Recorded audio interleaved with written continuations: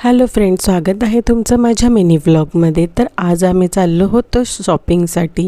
तर बघा, ध्रुवान, मी आणि मम्मी आम्ही तिघं चाललेलो। त्याच्यानंतर आम्ही ट्रेनमध्ये गेलो आणि इथे बघा ध्रुवान मम्मीच्या बाजूला बसलेला आणि कसं क्यूट अशी स्माईल मला त्यांनी केली।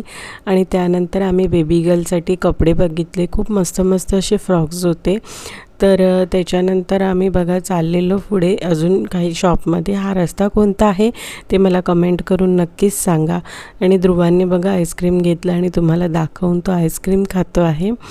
आणि त्यानंतर आम्ही गेलो। शॉपिंग झाल्यावर आम्हाला खूप भूक लागलेली आणि इथे बघा मेनू कार्ड बघतो आहे, काय मागवायचं काय नाही ते, आणि एक एक गोष्ट तुम्हाला वाचून दाखवतो आहे।